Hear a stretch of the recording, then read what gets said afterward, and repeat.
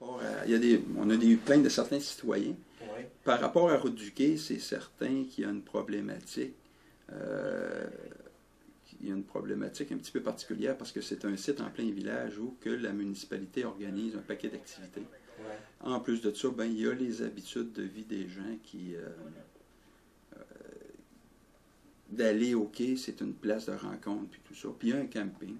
Puis c'est sûr que la problématique à ce niveau-là, elle ne se réglerait pas nécessairement juste avec des interventions policières. Ça a diminué depuis l'automne passé parce qu'à l'automne passé, on a fait des opérations vraiment spécifiques. L'année passée, on a fait des opérations, des soirs ciblés, où ce qu'on savait qu'il y avait beaucoup de monde.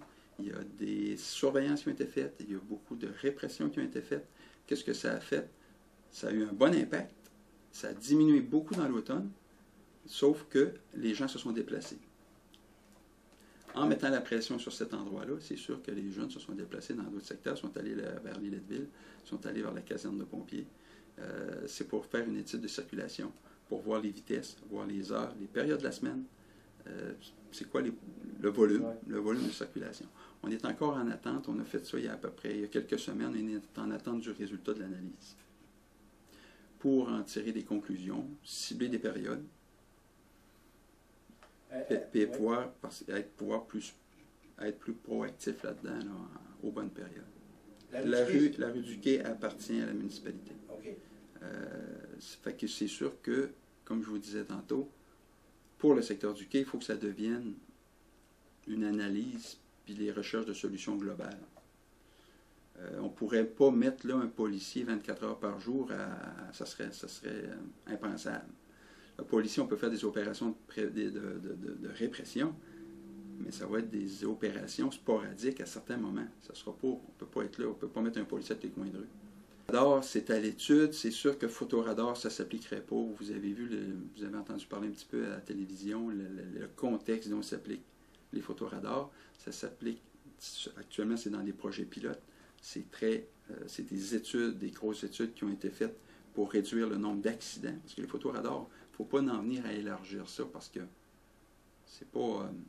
socialement aussi, il y a une grosse discussion là-dessus. Est-ce que c'est acceptable ou non, les photoradars? Puis le but des photoradars, c'est de réduire le nombre d'accidents. Le problème qu'on a au quai, ce n'est pas une quantité d'accidents. C'est un bruit dérangeant et une circulation dérangeante dans un secteur au milieu du village.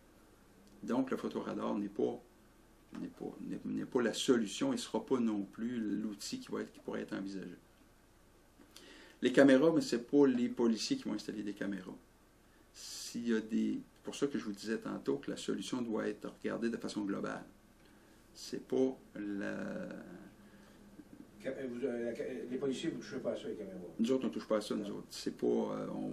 C'est municipal, de toute façon. C'est municipal. Puis les caméras amèneraient plus de surveillance au niveau des activités qu'il y a là qu'au niveau de la circulation. Si on voit passer un char sur une caméra, le bruit, on ne pourra pas l'évaluer sur une caméra. La vitesse, on ne pourra pas l'évaluer sur une caméra.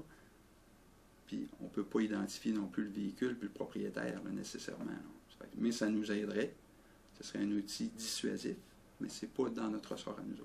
L'éducation fait partie un peu de la responsabilité de plusieurs intervenants. Là. Pas juste la municipalité. Nous autres, on a peut-être une petite partie, la municipalité en a une partie, il y a certains organismes qui en ont une partie, les parents en ont une partie. C'est social, c'est global. Comme je vous disais tantôt, les parents ont une responsabilité là-dedans, selon moi, assez importante. Si je vous donnerais un exemple, qu'un parent qui a appelé ici pour nous dire « Pouvez-vous vous arranger pour arrêter mon garçon qui roule trop vite avant qu'il se tue? Parce que moi, il ne m'écoute pas. » Je veux dire, on a un problème dans le sens que les parents, il y a peut-être un bout à faire. Je ne suis pas sûr que le parent a fait tout son travail dans ce bout-là. Surtout quand les jeunes ont des autos qui sont au nom des parents. Si on le char à papa puis le char à maman, que ça arrive souvent, puis que les parents, à un moment donné, ils regardent partir le jeune, puis ils ne gardent pas l'œil sur ce qui se passe avec le véhicule quand le jeune est parti avec le véhicule. Il y a une responsabilité là-dedans aussi. Les citoyens ont un rôle à jouer, ils peuvent dénoncer. Ils peuvent dénoncer, ils peuvent nous appeler, ils peuvent nous informer. Ce qu'on aime à savoir aussi, que les gens ne disent pas toujours, où ça se passe, quand ça se passe, c'est qui. Souvent, les gens connaissent les personnes.